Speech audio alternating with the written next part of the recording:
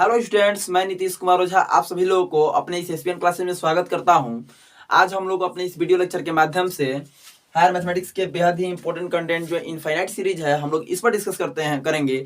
इसके साथ infinite series के जो अलग अलग कौन से टाइप्स होते हैं, इनकी कन्वर्जेंस, डाइवर्जेंस, ऑसिलेटरी, ये सब भी स्टडी करेंगे। और जो इनफाइनाइट सीरीज को एक्सप्लेन करने के लिए जो मोस्ट इंपॉर्टेंट सीरीज एक एक्सिलरी सीरीज होती है, ये क्या होता है ये भी पढ़ेंगे। और किसी इनफाइनाइट सीरीज के नेचर को डिफाइन करने के लिए हमारा कंपैरिजन टेस्ट क्या होता है, इसको भी डिस्कस करेंगे। आइए इस पहले अपने लेक्चर में सबसे पहले हम लोग समझते हैं कि सीरीज क्या होता है, सीक्वेंस से सीरीज कैसे बनता है, इसके साथ ये सीरीज कई प्रकार का होता है और प्लस इसके नेचर को हम लोग कैसे डिसाइड करते हैं। आइए, तो ये हमारा पहले सबसे पहले सीरीज क्या होता है तो देखिएगा, यदि हमारा u1, u2, u3 और un यदि हमारा सीक्वेंस बना है, सीक्वेंस में यानी कि इसका प्रत्येक अगला टर्म जो है एक डिफिनिट आर्डर के अनुसार या डिफिनिट रूल के अनुसार यदि अरेंज हो, तब कुल मिलाकर के यदि ये सीक्वेंस हो तो भी इनको सम ये u1 plus u2 plus u3 plus un is called series. और ये भी याद रखिएगा कि the sum of first nth term is denoted by Sn। यदि ये जो सीरीज होता है, सीरीज के जो फर्स्ट n टर्म होते हैं इनको हम लोग Sn से डिनोट करते हैं, that is Sn is equal to u1 plus u2 plus u3 un। एक एग्जांपल लें, यदि मैं एक एग्जांपल की बात करूं तो आप लोग बताइए, जैसे मैं ले लूं आपका सिंपल सा एग्जांपल, ये 1 2 3 4 5 6 बस एंड सो ऑन। अब मैं कहूंगा कि बताओ यह क्या है, यह नंबर का एक जो पैटर्न मैं दिया हूं यह क्या है, तो आप लोग कहिएगा कि sir this is a sequence, यह एक सीक्वेंस बना रहा है। क्यों सीक्वेंस बना रहा है? इसलिए सीक्वेंस बना रहा है कि इसके प्रत्येक अगला टर्म जो है ये पहले टर्म में एक जोड़ने से मिल जाता है, यानी कि इसके जो जितने टर्म है वो डिफिनिट ऑर्डर में अरेंज है। वो कैसे? कि प्रत्येक अगला टर्म पिछले में एक जोड़ने से प्राप्त हो रहा है। तो यदि इसी को, ये एक सीक्वेंस है, ये हमारा जो है ये सीक्वेंस है, तो यदि इस सीक्वेंस में जितने टर्म है यदि इनको मैं ऐड कर दूं 3 4 5 6, तो ये हमारा बनाएगा एक सीरीज। यानी क्या हमने समझा कि जितने सीक्वेंस है इस सीक्वेंस के सभी टर्मों को आपस में जोड़ दें तो जोड़ने से जो मिलता है उसको हम लोग बोलते हैं सीरीज। अब आइए डिस्कस करते हैं कि सीरीज में कितने टाइप का सीरीज होता है टर्म के बेसिस पे। देखिए, टाइप ऑफ सीरीज में हमारे दो टाइप्स के होते हैं। एक फाइनाइट सीरीज यानी कि जिसमें केवल और केवल फाइनाइट नंबर ऑफ टर्म्स हो, हमारा फाइनाइट सीरीज होगा। और इनफाइनाइट सीरीज में जिसके पास इनफाइनाइट नंबर ऑफ टर्म हो। जैसे देखिए, जैसे ये 1 2 3 4 अप टू 10 है, तो अप टू 10 माने केवल इसमें 10 ही टर्म है, तो 10 टर्म होने की वजह से ये कहिएगा कि सर अभी एक सीरीज है, बशर्ते यह फाइनाइट सीरीज है। और यदि देखिए ये 1 2 3 4 ये इनफाइनाइट तक है, तो कहिएगा कि सर यह एक इनफाइनाइट सीरीज है। अब यहाँ से फिर ध्यान दीजिएगा, यह सदैव याद किए रहिएगा कि फाइनाइट सीरीज जो होता है हमेशा कन्वर्जेंट होता है। हालांकि कन्वर्जेंट से मतलब थोड़ा सा आप लोग समझिएगा, कन्वर्जेंट यानी फिक्स वैल्यू, मैंने जोड़ें, यदि इन सबको हम लोग ऐड करें, ऐड करने के बाद कन्वर्ज हो, कन्वर्ज मैंने कोई फिक्स वैल्यू आ जाए तो अब उसको बोलेंगे कन्वर्जेंट। ये हमेशा तय रखिएगा। यदि हम लोग उसका सम निकाले और सम निकालने के बाद उसको जोड़ने के बाद जो समेशन जो है उसका सम, यदि वो फिक्स वैल्यू आए तो हमारा कन्वर्जेंट होता है। चूंकि जब फाइनाइट टर्म है तो जाहिर सी बात है भैया कि जब फाइनाइट टर्म को जब हम लोग आपस में जोड़ेंगे तो निसंदेह क्या होगा, वो जो होगा कन्वर्जेंट ही होगा। ये सदैव याद रखिएगा, बार बार कह रहा हूं, इसे एकदम नोट करिएगा कि फाइनाइट सीरीज जो होता है हमेशा जो होता है कन्वर्जेंट होता है। आइए, अब होता है इनफाइनाइट सीरीज। तो इनफाइनाइट सीरीज में यह जो होता है, इनफाइनाइट सीरीज में अब प्रश्न उठता है, यहां तक तो ठीक है, ये तो भैया हमेशा कन्वर्जेंट होगा, लेकिन इनफाइनाइट सीरीज में अब प्रश्न उठता है कि क्या हमेशा कन्वर्जेंट होगा? तो नहीं, ऐसा बिल्कुल नहीं है। इनफाइनाइट सीरीज का कन्वर्जेंट होने का मतलब कि कोई जोड़ने पर, मतलब जितने सीरीज के इनफाइनाइट टर्म हैं यदि हम लोग उनको जोड़ें तो हो सकता है कोई फाइनाइट वैल्यू भी आ सकती है, और यदि फाइनाइट वैल्यू आ जाती है तब तो हमारा कन्वर्जेंट होगा। अब एक और तरीका हो सकता है कि हम लोग जोड़े कुछ ऐसी सीरीज हो कि हम उसको जोड़े, आज जोड़ने के बाद वो फाइनाइट ना आकर के इनफाइनाइट आने लगे या माइनस इनफाइनाइट आने लगे, तब उस कंडीशन में कहेंगे कि वह हमारा डाइवर्जेंट है। और यदि ऐसा भी ना हो कि वह एक कुछ फिक्स वैल्यू के बीच में, जैसे कि कुछ टर्म के बीच में, यानी कि इनफाइनाइट तक उसके जोड़े सभी टर्मों का, तो डिफरेंट आंसर आए अलग अलग टर्म पे, कोई कभी कुछ है तो कभी कुछ है, तब उस कंडीशन में कहेंगे ऑसिलेटरी, मैंने दोलन करे तो उसको बोलेंगे ऑसिलेटरी। अब मेन हम लोग को इसी पर डिस्कस करना है, कन्वर्जेंट, डाइवर्जेंट, ऑसिलेटरी। आइए अब हम लोग इसको अलग अलग किसी सीरीज के नेचर, इन पर विभिन्न प्रकार के जो डिफरेंट एग्जांपल है उनको सॉल्व करें। इसके बाद बिना देर किए ज्योमेट्रिकल सीरीज क्या है इस पर भी डिस्कस करें। और इसके साथ में हमारे मोस्ट इंपॉर्टेंट जो कंटेंट होगा आज के लिए ऑक्सिलरी सीरीज और कंपैरिजन टेस्ट, इसको भी बिना देर किए देखें। आप लोग वीडियो एकदम लास्ट तक देखें।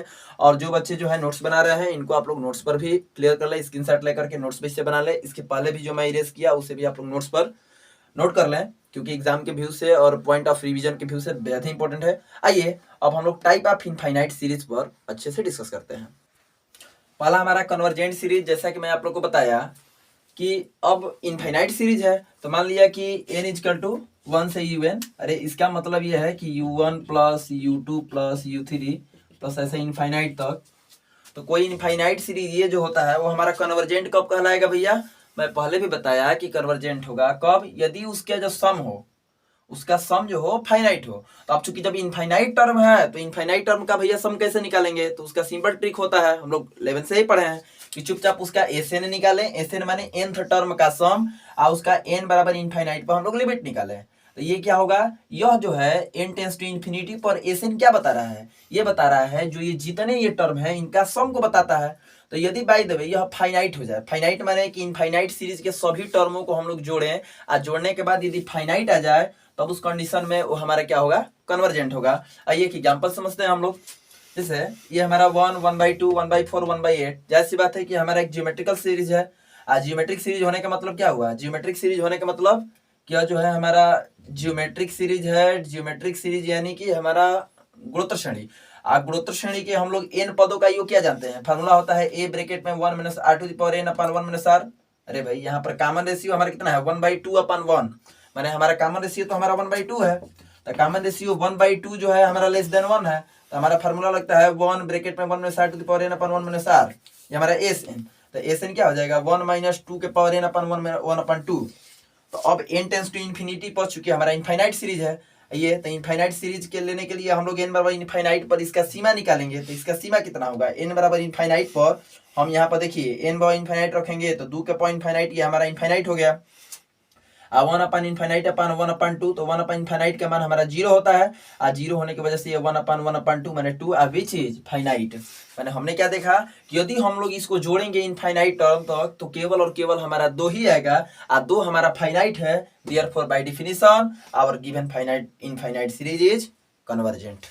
अब आइए अब हम लोग डिस्कस करेंगे, फिर एक एग्जांपल लेते हैं। अब डाइवर्जेंट सीक्वेंस क्या होता है, उसके बाद ऑसिलेटरी सीक्वेंस क्या होता है सीरीज पे। ठीक वैसे ही हमारा डाइवर्जेंट सीरीज क्या होगा कि कुल मिलाकर कुछ नहीं कि यदि डाइवर्जेंट सीरीज के भी जो एसएन होगा, यदि उसका सम माने इनफाइनाइट जो सीरीज है, इनफाइनाइट सीरीज के प्रत्येक टर्म का यदि सम हम लोग निकालें, यदि सम हमारा इनफाइनाइट हो या माइनस इनफाइनाइट हो। इनफाइनाइट माने क्या हो? डाइवर्ज हो रहा हो, डाइवर्ज माने ये फैल रहा हो, तब उस कंडीशन में उसको हम लोग बोलेंगे डाइवर्जेंट सीरीज। जैसे एक एग्जांपल से समझे, जैसे 1 + 2 + 3 पर 4 + 5। अच्छा वैसे भी नहीं समझ में आ रहा है कि 1 + 2 + 3 + 4 + 5 + 6 ऐसे एकदम डाइवर्ज हो रहा है। डाइवर्ज माने फैल रहा है, माने ये कहाँ जा रहा है? इनफाइनाइट की ओर बढ़ रहा है। इनफाइनाइट की ओर जब भी कोई सीरीज बढ़े, तो जब सीरीज ही इनफाइनाइट की ओर बढ़ रहा है तो जाहिर सी बात है उसका समेशन या उसका सम करेंगे तो निसंदेह वो भी इनफाइनाइट ही होगा। और जब वो इनफाइनाइट हो गया तब निसंदेह उस कंडीशन में वो जो सीरीज होगा वो डाइवर्जेंट होगा। जैसे यहाँ पे देखिए हम लोग का यह जो है एक अर्थमेटिक सीरीज है, यानी समांतर श्रेणी है। तो अर्थमेटिक सीरीज होने की वजह से अब इसके हमारे nth टर्म का सम हमारा हो जाएगा n ब्रैकेट में n + 1/2, चूंकि n टर्म का। अब n बराबर इनफाइनाइट पर हम लोग लिमिट रखे हैं, तो n बराबर इनफाइनाइट पे कितना हो जाएगा? इनफाइनाइट + 1/2 माने इनफाइनाइट। और जब इनफाइनाइट हो गया इस तरह से कह सकते हैं कि given finite series is divergent. अब चलिए अब हम पढ़ते हैं ऑसिलेटरी सीरीज क्या है। चलिए ऑसिलेटरी सीरीज क्या होता है। ठीक वैसे ही कि यदि हमारा मान लीजिए कि कोई इनफाइनाइट सीरीज हो और इनफाइनाइट सीरीज पर हम लोग n टेंस टू इनफाइनाइट पर उसका यदि हम लोग लिमिट निकालें उसके एसएन का, तो वो कोई not a finite fix value, माने हमेशा फाइनाइट फिक्स वैल्यू ना आए, माने कभी कुछ अलग संख्या है तो कभी कुछ अलग संख्या है, तो उसको बोलेंगे हम लोग ऑसिलेटरी सीरीज। जैसे देखिए ये हमारा 2 - 2 + 2 - 2 + 2 - 2 है। तो अब मैं कहूंगा कि इसके nth टर्म का सम कितना होगा। तो अब थोड़ा नोटिस करिए एकदम ध्यान से इसे। यदि हमारा 1 2 टर्म, 2 माने सम, 3 माने 3 टर्म, ये 4 टर्म, 5 टर्म, तो यदि हमारा n सम हो, इवन हो, तो इवन हो तब तो हमारा एसएन करेंगे तो हमारा 0 आएगा। देखिए कैसे, जैसे 1 2 तो केवल 2 ले लेते हैं तो 2 में से 2 जाएगा 0, या 4 ले लेते हैं तो 2 में से ये 0 हो गया, ये 0 हो गया तो 0। यदि हम 6 ले लेते हैं, माने n की वैल्यू यदि 6 लेते हैं तो 1 2 3 4 5 6 को जोड़िए, देखिए 0 आएगा। लेकिन अब गड़बड़ कब होगा, जब हमारा n आड हो। आड मैंने मान लीजिए कि कोई बोल दे कि इस सीक्वेंस के 5 पदों का सम बताओ, तो हमारा 2 ही होगा। जैसे देख लीजिए 1 2 3 4 5, तो ये 4 कैंसिल हो जाएंगे, 2 बच जाएगा। कोई बोलता 3, तो 3 को जोड़ते समय ये हमारा कैंसिल हो जाएगा, ये बचेगा 2। तो अब देखिएगा, अब हमारा जो n है, अब वो n इनफाइनाइट की ओर जा रहा है, तो हमारा दोनों हो सकता है कि n सम भी हो सकता है या n विषम भी हो सकता है, अरे इवन भी हो सकता है, हमारा आड भी हो सकता है। तो अब आप क्या कहिएगा, तो हम लोग कह सकते हैं कि सर जो एसन जो है, इसका हम लोग जब लिमिट निकाल रहे हैं n टेंस टू इनफाइनाइट पर, तो ये कभी 0 आ रहा है तो कभी 2 आ रहा है, यानी कि फाइनाइट फिक्स वैल्यू नहीं आ रहा है। और जब फाइनाइट फिक्स वैल्यू नहीं आ रहा है, तो अब हम लोग कह सकते हैं कि यह जो हमारा सीरीज है, यह जो है ऑसिलेटरी सीरीज है। अब ऑसिलेटरी सीरीज हमारा हो गया। अब हम लोग बेहद ही इंपॉर्टेंट जो जियोमेट्रिक सीरीज होता है, जो हम लोग 11th में भी पढ़े हैं, और याद होगा आप लोग को कि जियोमेट्रिक सीरीज में जो यदि इनफाइनाइट सीरीज बनाता था, तो इनफाइनाइट सीरीज में इनफाइनाइट टर्म का सम होता था a/1 - r। वो कैसे होता है, आइए अब हम लोग उसे प्रूफ भी करेंगे और जियोमेट्रिक सीरीज के कुछ स्पेशल प्रॉपर्टी को भी स्टडी करेंगे। चलिए आइए पढ़ते हैं जियोमेट्रिक सीरीज क्या है। देखिए ये हमारा जियोमेट्रिक सीरीज क्या होता है कि कोई भी सीरीज जैसे कि ए आर स्क्वायर AR³ ये जो होता है हमारा जियोमेट्रिक सीरीज होता है। जियोमेट्रिक सीरीज यानी कि उसके जो टर्म हो जियोमेट्रिक प्रोग्रेशन बनाए, गुणोत्तर श्रेणी बनाए, यानी कि प्रत्येक टर्म और पहले टर्म का जो रेशियो हो हमेशा फिक्स हो। तो जैसे इसका रेशियो आर है, फिर इसका और इसका रेशियो भी हमारा आर है। जैसे इसका रेशियो ये हमारा AR² ये भी हमारा आर हो जाएगा। इसका रेशियो भी हमारा AR/A माने प्रत्येक अगले टर्म का इसके पिछले टर्म से हम लोग डिवीजन दे रहे हैं, भाग दे रहा है। तो डिवाइड करने के बाद हमारा रेशियो जो है हमारा फिक्स आ रहा है, तो उस फिक्स रेशियो को हम लोग कॉमन रेशियो के नाम से भी जानते हैं। अब देखिए, तो ये जो हमारा कुल मिलाकर के ये जो इस टाइप का जो हमारा जो सीरीज है वो हमारा जियोमेट्रिक सीरीज कहलाता है। अब जियोमेट्रिक सीरीज पर एक मोस्ट इंपोर्टेंट थियरम है, इसे आप सभी लोग इसकी सर्च कर लीजिएगा, और जो भी नोट डाउन करना चाहते हैं इसे नोट्स पर भी कवर कर लीजिएगा, क्योंकि बलिया में जननायक चंद्रशेखर यूनिवर्सिटी या महात्मा गांधी काशी विद्यापीठ है, जौनपुर है, गोरखपुर महाविद्यालय है, तो वहाँ पर भी गोरखपुर विश्वविद्यालय, यहाँ पर भी जो है बहुत उस यूनिवर्सिटी के लिए बहुत ही इम्पोर्टेंट है ये।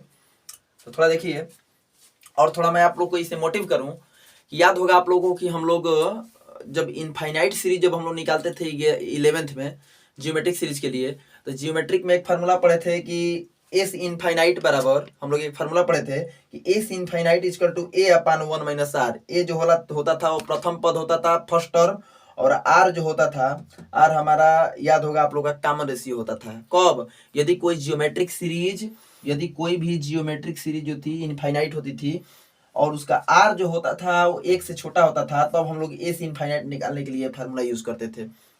तो चलिए आज हम लोग इस फार्मूला का डेरिवेशन भी सीख जाएंगे कि यह फार्मूला आता कहाँ से है।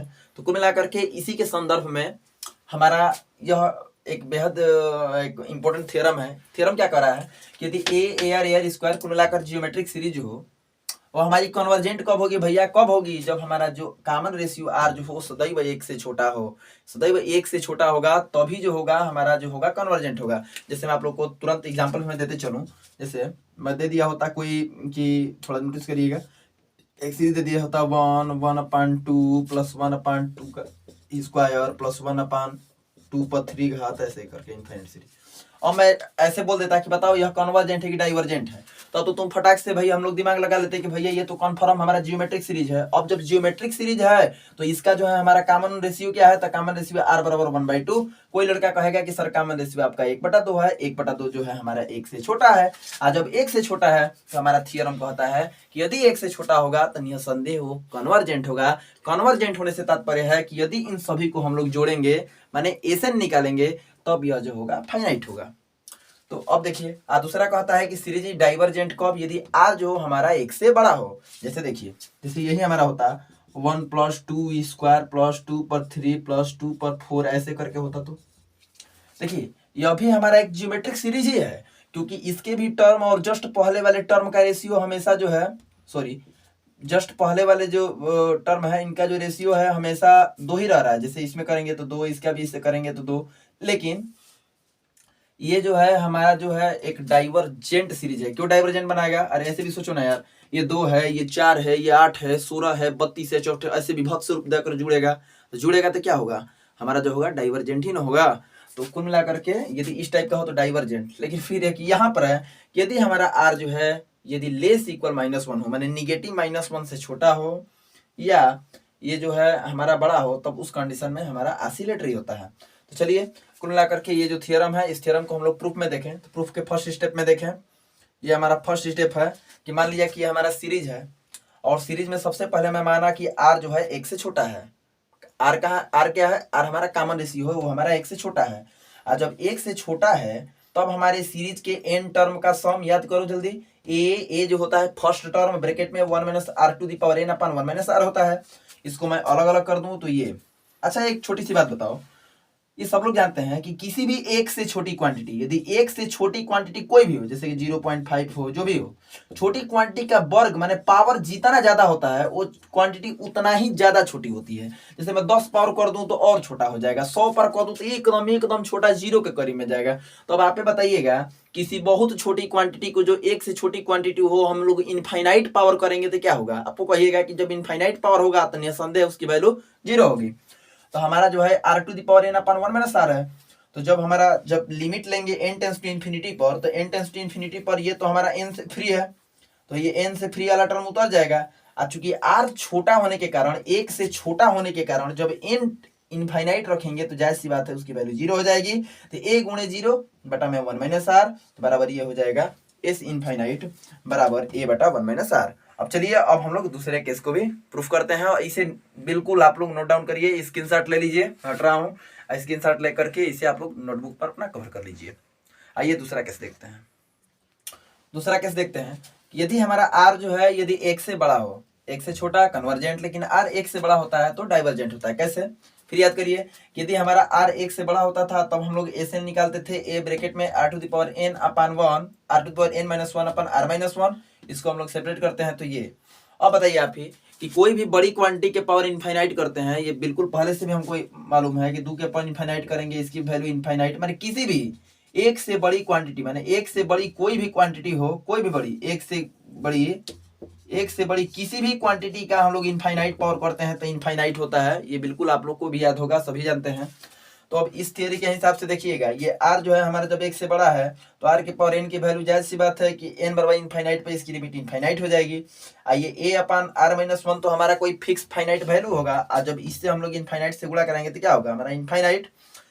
ये a/r-1 ये हमारा फाइनाइट वैल्यू है यार, तो ये हमारा फाइनाइट वैल्यू, और जब इनफाइनाइट में से कोई भी फाइनाइट वैल्यू आएंगे तो इनफाइनाइट, यानी कि n टर्म का यही हमारा जियोमेट्रिक सीरीज जब r 1 से बड़ा हुआ तो इसका जो इनफाइनाइट टर्मों का जो सम आ गया हमारा इनफाइनाइट आ गया। और इनफाइनाइट आने की वजह से हम लोग कह सकते हैं कि यह जो हमारा दिया गया सीरीज है वो हमारा डाइवर्जेंट है। अब आइए अब एक तुरंत तीसरा केस हम लोग पढ़ लेते हैं कि यदि बाय द वे हमारे पास, ये तो दूसरा था, यदि तीसरा हो, यदि हमारे पास r जो हो क्या हो जाए, यदि हमारा r जो हो यदि 1 हो जाए, -1 हो तो क्या होगा? अच्छा आप खुद बताओ, r बराबर -1 जरा इस सीरीज में रखो तो आप सभी लोग, जब r बराबर -1 रखेंगे तो ये क्या हो जाएगा? a - a plus a minus a, r बराबर if r equal to n, then series हमारा हो जाएगा, देन सीरीज इज, ये हमारा हो गया a - a ऐसे डैश डैश डैश इनफाइनाइट। और मैं जब ऑसिलेटरी सीरीज पढ़ा रहा था तो मैं पहले ही बताया था कि इस टाइप का जो सीरीज होता है वो हमारा ऑसिलेटरी होता है। देखिए कैसे, क्योंकि हमारा एसएन क्या होगा? एन टर्म का सम। तो यदि हमारा ये तो ए और ए यदि इवन हो तब तो हमारा 0, यदि आड हो तो हमारा ए आएगा। यहाँ पर लिख सकते हैं कि व्हेन हमारा N is even, when N is odd. तो यहाँ से जाहिर सी बात है कि हम लोग जब limit n tends to infinity पर जब एसएन निकालेंगे ये हमारी कोई फिक्स वैल्यू है तो हमारा वही आएगा सेम। तो कुल मिलाकर के हम लोग कह सकते हैं इस तरह से कि यदि बाय द वे हमारा a की वैल्यू r-1, ठीक वैसे ही यदि -1 से छोटा भी हो तब इस कंडीशन में हमारा जो ये दिया गया सीरीज जो होता है वो हमारा ऑसिलेटरी होता है। फिर से एक बार मैं इसको रिवाइज करूँ कि हमारा कोई भी जियोमेट्रिक सीरीज जो होता है, तो कोई जियोमेट्रिक सीरीज जो होता है हमारा कन्वर्जेंट होता है कब? यदि उसका कॉमन रेशियो r जो हो 1 से छोटा हो, और यदि बाय द वे वो जो हो डाइवर्जेंट कहलाता है यदि उसका कॉमन रेशियो r जो हो हमारा 1 से बड़ा हो, और वही जो सीरीज होता है जियोमेट्रिक सीरीज वो ऑसिलेटरी कहलाता है यदि r जो हो हमारा लेस इक्वल टू माइनस होता है। आशा करूंगा आप लोग को ये समझ में आया होगा। और ठीक इसी पे बेसिस कंपैरिजन टेस्ट और इनफाइनाइट सीरीज के मेन कॉन्सेप्टों को समझने के लिए जो ऑक्सिलरी सीरीज क्या है, ऑक्सिलरी सीरीज का मोटिवेशन क्या है, वो भी अब हम लोग डिस्कस करेंगे कि ऑक्सिलरी सीरीज क्या है। चलिए समझते हैं ऑक्सिलरी सीरीज को। अब ऑक्सिलरी सीरीज के बारे में डिस्कस करेंगे। प्रश्न ये उठ रहा है कि हम लोग ऑक्सिलरी सीरीज स्टडी ही क्यों करेंगे, और इसके साथ ही हम लोग आप आगे भी जो टेस्ट अप्लाई करने वाले हैं वो क्यों पढ़ेंगे। तो सबसे पहले आप लोगों को मैं मोटिवेट करूँ कि देखो, नॉर्मली जब आपने ये देखा था कि प्रत्येक सीरीज हमारा जियोमेट्रिक सीरीज नहीं बनता है, केवल एक जियोमेट्रिक सीरीज ही है, मान लो जिसका हम लोग नेचर अभी तक डिफाइन कर सकते हैं। भैया सीरीज केवल जियोमेट्रिक सीरीज तो है नहीं, इनफाइनाइट सीरीज अलग अलग टाइप के डिफरेंट टाइप की हैं। तो भाई सभी इनफाइनाइट सीरीज का जायज़ सी बात है कि हम लोग किसी सूटेबल, तो हमारे पास फार्मूला भी नहीं अवेलेबल है कि हम लोग किसी सूटेबल फार्मूला को लगा कर कि हमेशा भैया nth टर्म पर एसएन वाले पर बैठ ही जाएगा और उसका हम लोग सम निकाल दें। माने ये हमेशा तय नहीं है कि हम लोग हमेशा मैंने ऑलवेज जो हो हम लोग उसका सम निकाल ही लेंगे। और जब तक हम लोग सम नहीं निकालेंगे तब तक इनफाइनाइट पर रख कर जब तक पता नहीं होगा तब तक हम कैसे बता पाएंगे कि वह कन्वर्जेंट है, डाइवर्जेंट है। कुल मिलाकर के मैं आपसे कहूँ कि कुछ मैंने ऐसी सीरीज में मिलेंगे, कुछ का बहुत सारे ऐसे सीरीज मिलेंगे जिनका हम लोग यदि इनफाइनाइट सम निकालना बड़ा मुश्किल होगा। तो जब ऐसे कॉम्प्लिकेटेड सीरीज हैं तो उन कॉम्प्लिकेटेड सीरीज का हम लोग कैसे नेचर फाइंड करते हैं, उन सभी कॉम्प्लिकेटेड सीरीज के नेचर को फाइंड करने में, नेचर यानी नेचर से मतलब है कि वह सीरीज जो है कन्वर्जेंट है कि डाइवर्जेंट है कि ऑसिलेटरी है, इसको कैसे फाइंड करेंगे, इसके लिए बेहद ही इंपॉर्टेंट अब साबित होगा हमारे लिए ऑक्सिलरी सीरीज। इसके अलावा डिफरेंट टाइप के जो टेस्ट बनाए गए हैं, जिसमें से सबसे अधिक इंपॉर्टेंट जो कंपैरिजन टेस्ट है, जाइएगा मत, हम लोग उसे भी डिस्कस करने वाले हैं। और यह याद रखिए कि जितना भी मैं टॉपिक लिखवा रहा हूँ, स्पेशली जो बच्चे जो हैं वो इसे नोट्स पर, इसे स्क्रीनशॉट ले करके नोट्स पर राइट डाउन कर लें, ताकि आगे का जो मैं वीडियो लेक्चर बनाऊं इसके रिवीजन के कारण जो आगे जो है आप लोग को कठिनाइयों का, डिफिकल्टी का सामना न करना पड़े। तो आइए कुल मिलाकर के ये तो क्लियर हुआ कि ऑक्सिलरी सीरीज हम लोग क्यों पढ़ेंगे, कि जो डिफरेंट इनफाइनाइट सीरीज है, इनफाइनाइट सीरीज के जो नेचर होता है, नेचर को फाइंड करने में बहुत ज्यादा उपयोगी है हमारा ऑक्सिलरी सीरीज। अब यह ऑक्सिलरी सीरीज होता क्या है, ध्यान से देखें। कोई भी हमारा इनफाइनाइट सीरीज जो इस टाइप का हो, 1/n to the power p, यानी 1/1 के पावर p, 1/2 के पावर p, 1/3 के पावर p, 1/n के पावर p, इनफाइनाइट पदों तक। तो इस प्रकार की सीरीज को हम लोग बोलेंगे ऑक्सिलरी सीरीज, ऑक्सिलरी सीरीज, या इसको बोलेंगे हम लोग p सीरीज के नाम से भी जानेंगे। अब हमारा ये ऑक्सिलरी सीरीज या जो p सीरीज है, अब इसके लिए हाँ ये हमारा p सीरीज है। अब इस पर एक बेहद इंपॉर्टेंट थ्योरम होता है, इसी थ्योरम से लगभग बहुत सारे न्यूमेरिकल्स हम लोग को सॉल्व भी होते हैं। तो इसे आप लोग ध्यान से इसे लगभग कंठाग्र कर लीजिएगा, इसे बिल्कुल लर्न कर लीजिएगा कि कोई भी auxiliary series 1/n to the power p जो होता है ये कन्वर्जेंट होता है। भैया कब कन्वर्जेंट होता है, जब हमारा p जो है, ये p जो है ये 1 से बड़ा हो। और ये डाइवर्जेंट होता है कब, यदि p जो हो लेस इक्वल टू -1 हो, माने 1 से छोटा हो या बराबर हो, तब यह जो सीरीज जो होता है यह कन्वर्जेंट होगा। और यदि 1 से बड़ा हो तब यह सीरीज जो डाइवर्जेंट होगा। फिर से याद रखिए, यदि 1 से बड़ा हो, यदि 1 से बड़ा हो, कोई भी टर्म हो, 1 से यदि बड़ा हो तो हमारा कन्वर्जेंट होगा। और यदि 1 से छोटा हो या बराबर हो तब उस कंडीशन में यह जो सीरीज होता है यह डाइवर्जेंट होता है। चलिए अब हम लोग इसके प्रूफ की ओर अग्रसर होते हैं। हालांकि प्रूफ बहुत इंपॉर्टेंट नहीं है, प्रूफ तो नहीं पूछता है, लेकिन ये ऑक्सिलरी सीरीज कई बार पूछा गया है कि एक्सप्लेन करो ऑक्सिलरी सीरीज क्या है। ऑक्सिलरी सीरीज का जो प्रूफ है बेहद ही बहुत ईजी है, कोई बहुत टफ भी नहीं है। चलिए हम लोग इसके प्रूफ पर डिस्कस करते हैं, उसके बाद जो हम लोग का बेस्ट टॉपिक हो जाए कंपैरिजन टेस्ट, उस पर भी डिस्कस करेंगे। हमारा थियरम था कि p सीरीज जो होगा ये कन्वर्जेंट होगा कब, यदि p हमारा 1 से बड़ा हो, और डाइवर्जेंट होगा कब, यदि p लेस इक्वल 1 हो। तो इसको हम लोग 3 पार्ट में प्रूफ करेंगे। हालांकि प्रूफ बहुत आसान है, थोड़ा बड़ा ध्यान से देखिएगा कि यदि हमारा p 1 से बड़ा हो, तो p 1 से बड़ा हो तब सीरीज को बताइए हम लोग ऐसे लिख सकते हैं, ध्यान देखिएगा। हमारा सीरीज तो p सीरीज तो यही था, 1/1 के पावर p, 1/2 के पावर p, 1/3 के पावर p, 1/4 के पावर p, ऐसे पूरी कंसंट्रेशन के साथ। थोड़ा यहाँ पे देखिएगा मैं ऐसा क्यों कर रहा हूँ, अभी कुछ आइडियाज भी आपको मिलेंगे। जैसे ये 1/1, 1/2 ऐसे को मैं क्या कह रहा हूँ, इसमें मैं 1 ले लिया हूँ, प्लस इसमें के 2 टर्म को एक साथ ले लिया हूँ, और फिर इसके बाद इसके 4 टर्म को एक लिया हूँ, अगले 8 टर्म को, अगले 16 टर्म को, ऐसे मैं जियोमेट्रिक बनाने के लिए जियोमेट्रिक सीरीज मैं ले लिया हूँ। अब थोड़ी मोड़ी एक बात बताइएगा, ये बिल्कुल आप लोगों को तय भी होगा कि यदि बाई देवे 1/2 1/3 माने ये 1 का दूसरा भाग माने 2 भाग या 1 का 3 भाग में, ये बताइएगा ये निसंदेह छोटा होगा कि नहीं। ये जायज सी बात है कि 1/2 जो है 1/3, तो ये जो होगा निसंदेह छोटा होगा 1/2 धन 1/2 से। अरे भाई इसमें बड़ा कौन है, इसमें बड़ा 1/2 है, तो 1/2 जो ऐसे या ऐसे समझिए, यदि 1/5 जो होगा हमेशा छोटा होगा 1/4 से। क्यों? क्योंकि 1 का ये 5वां भाग है, ये 1 का 4था भाग है। अब मान लीजिए मैं आवश्यकता अनुसार इसमें 1/4 जोड़ दूं, 1/4 जोड़ दूं, तो क्या असर पड़ने वाला है? 1/4 ये 1/5 धन 1/4, कभी भी 1/4 धन 1/4 माने 2/4 से छोटा होगा। तो कुछ इसी टाइप का कॉन्सेप्ट यहाँ पर लेना है। ये थोड़ी मोड़ी बड़ी ध्यान से इसको देखना है, सो थोड़ा भले लेट हो, बड़ी सावधानी से यहाँ पर आप लोग ध्यान से देखें। मैं क्योंकि भैया मेरे को देखो इसको दिखाना है कि यह कन्वर्जेंट है। कन्वर्जेंट होने का मतलब कि हमको दिखाना पड़ेगा कि यह जो है इसका इनफाइनाइट माने इसका जो सम है फाइनाइट से जो है, माने इसका इनफाइनाइट सीरीज का जो सम है फाइनाइट है। अच्छा छोड़ो, एक और मैं आपसे कॉन्सेप्ट दूं कि मान लो कोई सीरीज है, कोई सीरीज जो है मेरे से छोटी है, या ऐसे बताओ जैसे मैं बड़ा एक मैं सीरीज हूं, एक कोई और सीरीज है। अच्छा मैं फाइनाइट हो सकता हूं, मैंने मेरा जो समय ये तय है कि वो मेरे से छोटा है, अब मेरे से छोटा है, अब मैं कन्वर्जेंट हूं। कन्वर्जेंट माने जब मेरा फाइनाइट है तो जैसी बात है उसका भी सम जो होगा फाइनाइट होगा। ये लॉजिक है, इसे याद रखिएगा, इसे नोटिस भी करिएगा कि यदि मैं मान लो कोई सीरीज हूं, यदि मैं इस प्रकार सीरीज हूं कि मेरे से कोई सीरीज छोटा है, यदि मैं ही कन्वर्जेंट हूं, तो जायज सी बात है भैया वो तो निसंदेह क्या होगा, कन्वर्जेंट होगा। यानी मैं कन्वर्जेंट तो वह कन्वर्जेंट कब, यदि मैं बड़ा हूं तब। अब देखिए ये हमारा 3 2 से बड़ा है, तो जायज सी बात है जब p 1 से बड़ा है तो दोनों के पावर घात चढ़ा देने से भी कोई अंतर नहीं पड़ेगा, तो मैं इसका भी डिग्री चढ़ा दिया, p इसका भी डिग्री।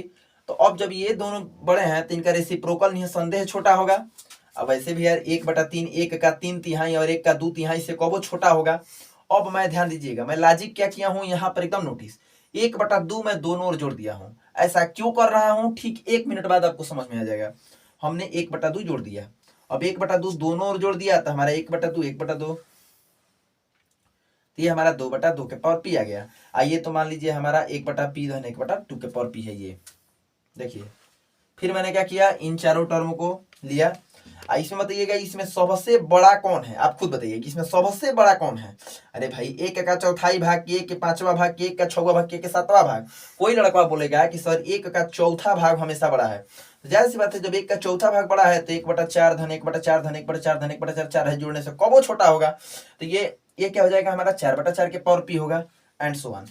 तो अब देखिए, अब फिर यहां से आ जाइए जरा सा, तो अब आप क्या कह सकते हो कि यह जो सीरीज है, अब ध्यान दीजिएगा इन सभी सीरीज को हम लोग ऐड कर दें, इन सबको ऐड कर दें, एडिंग एबव, या ऐसे कर दूं कि एडिंग एबव, यदि मैं एडिंग एबव इक्वेशन, यदि ऐसे ही हम लोग एडिंग कर दे तो देखिए, तो 1/1 के पावर p, ये तो सीरीज बेसिस था, ये 1/2 1/3 ऐसे, ये हमारा p सीरीज हो गया। ध्यान दीजिए ये हमारा p सीरीज हो गया।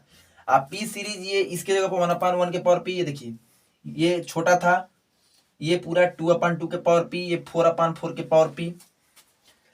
इस सीरीज को जरा ध्यान से देखिए एकदम बड़ी सावधानी से। यह हमारा जो है गुणोत्तर श्रेणी है, यानी जियोमेट्रिक सीरीज है। आज इसका कॉमन, ये हमारा जो है जियोमेट्रिक सीरीज है, इसका कॉमन रेशियो जो है हमारा क्या है, 1 से इसमें 2/2 के पावर में तो 2 के पावर 2 के पावर 2/p। आप p हमारा 1 से बड़ा होने के मतलब कि जो इसका हर है डिनोमिनेटर, ये ऊपर वाला से कबो बड़ा है। कभी भी डोमिनेटर यदि हमारा छोटा हो और डिनोमिनेटर, यदि नोमिनेटर बड़ा हो और डिनोमिनेटर छोटा हो, तो किसी बड़ी क्वांटिटी में छोटी क्वांटिटी से भाग देने पर हमेशा 1 से छोटा आता है। यानी कि यह एक ऐसा जियोमेट्रिक सीरीज है जिसका कॉमन रेशियो 1 से छोटा है। और पीछे हमने एक थियरम, इंपॉर्टेंट थियरम कराया था कि यदि किसी भी जियोमेट्रिक सीरीज के यदि हमारा कॉमन रेशियो यदि 1 से छोटा आ जाए तो निसंदेह वो कन्वर्जेंट हो जाता है। तब तो इस थ्योरम से हम लोग क्या कह सकते हैं कि यह RHS जो है हमारा कन्वर्जेंट है। अब बताइएगा RHS कन्वर्जेंट है, ये जो हमारा P सीरीज है ऑलरेडी इससे छोटा है, अब बताओ, मैं ही कन्वर्जेंट हूं तो मेरा जो पीछे मेरे से जो छोटा सीरीज होगा वो भी जाहिर सी बात है भैया वो भी कन्वर्जेंट होगा। तो इस थ्योरी से तुम लोग इस थ्योरी से हम लोग क्या बोल सकते हैं कि यह जो हमारा जो ऑक्सिलरी सीरीज जो एनपी है वो हमारा क्या है, कन्वर्जेंट है। तो यह हमारा प्रूफ हो गया। अब आइए हम लोग सेकेंड पार्ट प्रूफ करते हैं कि सेकेंड पार्ट में क्या था कि यदि P जो है हमारा लेस इक्वल 1 हो तो वो हमारा जो होता है डाइवर्जेंट होता है। थोड़ा इसको देखते हैं। चलिए, तो अब हमारा जो है ये इनफाइनाइट सीरीज में अब केस सेकेंड देखेंगे कि यदि हमारा P 1 हो तो यदि P बराबर हमारा 1 हो तब हमारा सीरीज क्या हो जाएगा, ध्यान देखिएगा। जो हमारा इनफाइनाइट सीरीज हो जाएगा 1, ये हमारा हो जाएगा 1 + 1/2 + 1/3 + 1/P4। ऐसे ही हमारा ऑक्सिलरी सीरीज होगा। फिर नोटिस करिएगा इसको मैं 1 1/2 1/3 + 1/4 ऐसे हम लोग यहाँ पर 4 और यहाँ पर दो टर्म के सम के रूप में हम लोग इसे लिख सकते हैं इनफाइनाइट तक। अब फिर यहाँ पर नोटिस करने वाली चीज, अब ये हमारा जो 4 जो है ये 3 से हमारा बड़ा है तो जाहिर सी बात है ये 3 से तो 1/3 जो होगा माने 1/3 भाग हमेशा 1/4 भाग से बड़ा होगा। तो जब 1/4 दोनों में जोड़ दीजिए तो क्या अंतर पड़ेगा, ये 1/3 धन 1/4 हमेशा 1/2 से बड़ा ही होगा। ये आप लोग तय रहे। अब देखिएगा 1/5 धन ऐसे ही 1/5 धन 1/6 1/7 1/8 जो होगा ये हमारा बड़ा होगा। कैसे, ये 1/8 देखिए सबसे छोटा है क्योंकि ये एक किसी वस्तु का ये 5 भाग है, ये 6 भाग 7 भाग 8 भाग, तो कुल मिलाकर के इसको हम लोग ऐड करेंगे 1/8 1/8 1/8 1/8 तो ये 4/8 मैंने 1/2, यानी अभी हमारा 1/2 से बड़ा है। तब इस सीरीज, तब यह हमारा जो पी सीरीज है ये क्या बन जाएगा, फिर देखिएगा तब ये हमारा पी सीरीज को हम लोग यह लिख सकते हैं, ये एक जो है ये हमारा 1/2 धन 1/2 धन 1/2 ऐसे में सबके जब 1/2 इसको भी 1/2 से रिप्लेस कराऊं मैंने सभी इन टर्मों के 1/2 से, तो क्या कह सकते हैं कि ये जो टर्म है ये जो है इससे जो है ये बड़ा ही है, माने इस सीरीज से हमेशा ये वाला सीरीज बड़ी है। तो फिर हमारी पुरानी कहानी स्टार्ट कि यदि बाय द वे मैं कोई सीरीज हूं और मैं जो है खुद में डाइवर्जेंट हूं, डाइवर्जेंट माने कि मेरा इनफाइनाइट टर्मों का सम खुद इनफाइनाइट आ रहा है, तो जाहिर सी बात है यार कि तो मेरे से जो बड़ा होगा वो तो मेरे से अधिका ही ना होगा। बड़ा इसलिए है क्योंकि उसके पास ज्यादा टर्म है, उसके भयानक भयानक टर्म होंगे, बड़े बड़े टर्म होंगे। तो जब बड़े बड़े टर्म होंगे तो जाहिर सी बात है तब उसके भी इनफाइनाइट टर्मों का सम जो क्या होगा वो निसंदेह जो होगा वो भी इनफाइनाइट सीरीज होगा, यानी कि सॉरी वो डाइवर्जेंट होगा। यदि मैं डाइवर्जेंट हूं तो मेरे से जो बड़ा सीरीज होगा ये तो तय है कि निसंदेह वो भी क्या होगा, डाइवर्जेंट होगा। तो कुछ यही कॉन्सेप्ट होगा। यदि मैं कन्वर्जेंट हूं तो मेरे से छोटा पक्का कन्वर्जेंट, और यदि मैं डाइवर्जेंट तो ये भी तय है कि मेरे से बड़ा हमेशा डाइवर्जेंट। ये इसे एकदम पॉइंट ऑफ व्यू के दिल से आप लोग इस बिल्कुल इसे नोट कर लीजिएगा। अब देखिए लर्निंग व्यू से इसे आप लोग ध्यान में रखिएगा। तो अब देखिए हमारा RHS क्या है, 1 + 1/2 + 1/2 इनफाइनाइट तक। अब आप लोग बताइएगा इसको कैसे सम निकालेंगे। अच्छा ये मैं कहता कि 2 धन 2 धन 2 10 बार 10 टाइम, तो आप लोग क्या कर सकते हैं 2 × 10 कर देते हैं 20, ऐसे 2 + 2 + 2 n टाइम, तो क्या कर देते हैं 2n। तो अब चूंकि इनफाइनाइट बार है तो मैं क्या करूँ, अब 2 × इनफाइनाइट मैं लिख सकता हूँ 2 × इनफाइनाइट, तो मेरे को थोड़ा उचित नहीं लगा, मैंने थोड़ा लिमिट निकाला कि n बराबर इनफाइनाइट पर ये कितना होगा, n टर्म n/2 होगा, n टेंस टू इनफाइनाइट पर कितना हो जाएगा हमारा इनफाइनाइट/2, तो 1 + इनफाइनाइट इनफाइनाइट। तो अब देखिए RHS ये सीरीज है, यह सीरीज खुद डाइवर्जेंट है।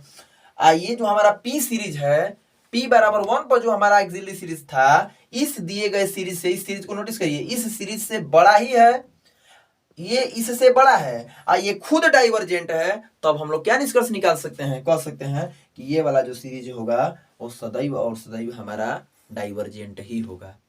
अब देखिए अब एक और कंडीशन है, n लेस देन p जो होगा p लेस देन 1 पर, तो p लेस देन 1 पर ठीक पहले के जैसा ही है, बहुत इजी है, वो आप लोग बुक से भी देख सकते हैं। उस पर भी हम लोग जो होगा वो सीरीज जो होता है डाइवर्जेंट होता है। तो अब हमने क्या डिस्कस किया कि कोई भी, फिर से एक बार करूं कि कोई भी ऑक्सिलरी सीरीज होगा, यदि इस टाइप का कोई सीरीज है तो इस टाइप के सीरीज को हम लोग बोलते हैं ऑक्सिलरी सीरीज या पी सीरीज। यह पी सीरीज जो होता है यह कन्वर्जेंट होता है कब, यदि n का पावर जो p हो हमारा 1 से बड़ा हो, और डाइवर्जेंट होता है कब, यदि जो हो p जो हो हमारा 1 से छोटा हो। अब चलिए अब हम लोग इसको समझने के लिए कुछ मैं आप लोग को एग्जाम्पल आप लोग के सामने लेता हूं, ताकि उस एग्जाम्पल के जरिए हम लोग डायरेक्ट पी सीरीज के नेचर के सहायता से हम लोग डायरेक्ट बिना सॉल्व किए, बिना उसके समेशन निकाले, इसकी हेल्प से, इस थ्योरम की सहायता से डायरेक्ट उसके नेचर को फाइंड कर लें। तो आइए अब हम लोग इस पर डिस्कस करते हैं।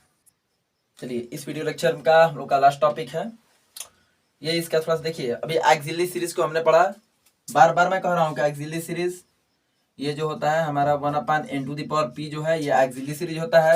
यह ऑक्सिलरी सीरीज की जो नेचर होती है यह कन्वर्जेंट होता है कब भैया, यदि p जो है ग्रेटर देन हमारा 1 हो। यह डाइवर्जेंट होता है कब, ये कन्वर्जेंट होता है। और डाइवर्जेंट कब होता है, यदि p जो हो हमारा लेस इक्वल टू -1 हो। अब देखिएगा यहाँ पर 1/n⁻3/2 this is in the form of p series, तो कह सकते हो कि this is implies that this is a p series where p equal to कितना है, बताओ बताओ, इस कंपेयर कराओ। p इक्वल टू कितना है 3/2, तो p इक्वल टू 3/2 है। अब 3/2 बताओ बताओ एक से बड़ा है, हेंस डायरेक्ट यह जो हमारा जो सीरीज होगा यह कन्वर्जेंट होगा। Hence given series is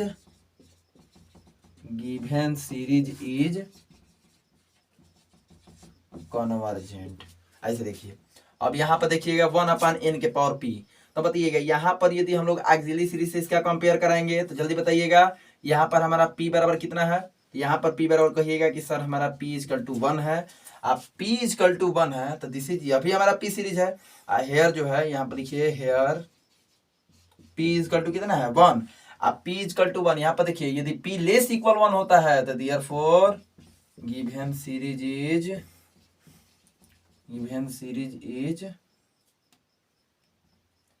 is divergent, बस डायरेक्ट। अब यहाँ पर देखिए हेयर ऐसे ही p इक्वल टू 1/2, इसके लिए आप लोग कमेंट जो बॉक्स है उसमें आप लोग कमेंट करके बताएं इसका नेचर क्या होगा प्लस इसका नेचर क्या होगा। बिल्कुल क्लियर ही है कि n⁻6 है, 6 होने का मतलब कि p इक्वल टू हमारा कितना है 6 माने एक से बड़ा माने ये भी हमारा कन्वर्जेंट। और e को स्पेशल में आप लोग इसे जरूर कमेंट करें कि इसका वैल्यू क्या होगा, इसकी नेचर क्या होगी। चलिए तो इस तरह से आज हम लोग अपने इस वीडियो लेक्चर के माध्यम से लगभग शुरुआती दौर से लेकर के हमारा इनफाइनाइट सीरीज क्या होता है, उसके बाद कई सारे टाइप्स होते हैं, उन पर अलग अलग एग्जाम्पल लिया। साथ ही हमारा जियोमेट्रिक सीरीज क्या होता है, जियोमेट्रिक सीरीज पर बहुत अच्छा जो इम्पोर्टेंट हमारा एग्जाम्पल था हमने वो भी स्टडी किया। फिर इसके साथ ही ऑक्सिलरी सीरीज क्या होता है इसको हमने पढ़ा। अब आपको बता दूं कि ऑक्सिलरी सीरीज का बहुत बहुत बहुत ज़्यादा योगदान जो है हमारा कंपैरिजन टेस्ट में है। मैंने इसके बाद अब हम लोग का वीडियो लेक्चर बहुत ही एक अच्छे रुझान की ओर जा रहा है। अब हम लोग अलग अलग इनफाइनाइट सीरीज के नेचर को डायरेक्ट हम लोग ऑक्सिलरी सीरीज की सहायता से, और अगला जो वीडियो लेक्चर में जो विभिन्न प्रकार के जो अलग अलग डिफरेंट यूजफुल जो टेस्ट बताने वाला हूं उन टेस्ट की सहायता से बिना उसके सम निकाले ही हम लोग डायरेक्ट उसके नेचर को बता पाएंगे। तो आप लोग मेरे साथ बने रहिए और जहां तक भी संभव हो मैं आप लोग का हेल्प करूंगा ताकि आप लोग हायर मैथमेटिक्स में आप लोग एक अच्छा सा एक्सीलेंट हासिल कर पाएँ और अच्छा से अच्छा मार्क्स आप लोग गेन कर पाएँ। तो आप लोग क्या करें कि इस वीडियो को जहां तक संभव हो सके दूर तक इसे फैलाएं, स्प्रेड आउट करें, ताकि जो भी ऐसे बच्चे हैं जो जहां तक से एजुकेशन न जा पा रही है वो लोग इसे प्राप्त करें और लाभान्वित हों। और इन सभी बातों के साथ आप लोग का स्नेह और प्यार हमारा हमेशा मुझे मिला रहे और मिलता रहता ही है। बहुत बहुत धन्यवाद।